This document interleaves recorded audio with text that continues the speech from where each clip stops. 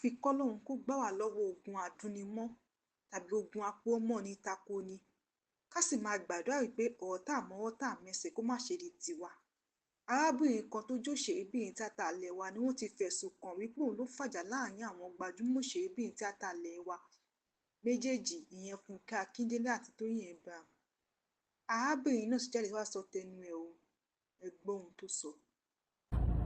Ṣé mo mọ̀ ẹ́ rí ni? Have I ever seen you before? Have I ever spoken to you before? Do we have any friends in common? Do I know you?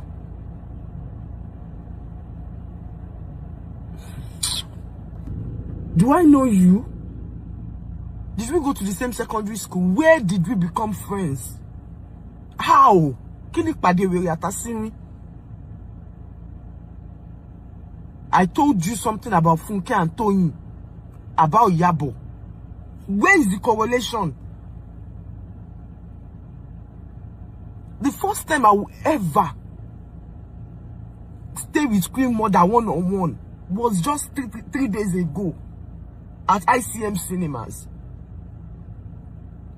Toyin Abraham, she's my childhood friend. Yeah? Bobo, I don't chase clouds. I just want to mind my business and face my career. You just came up.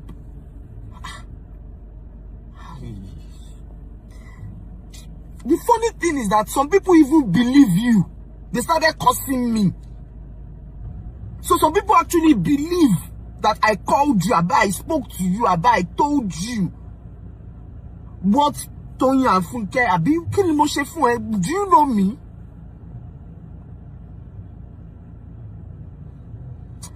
If you do not remove that post on your page before evening, tomorrow morning you will hear from my lawyer.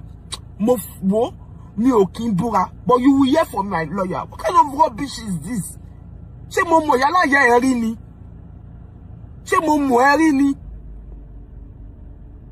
You want to use me to chase clout on social media? Why didn't you talk when it happened? Why are you talking now? I just told you now. Hey.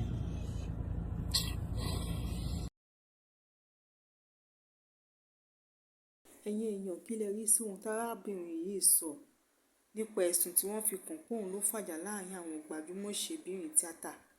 Kí lẹ rí sọ sí àlàyé tó sọ sí orí ẹ̀sùn tó fi kàn? Ẹ jẹ́ ká mọ̀ lábala àríwí sí comment section.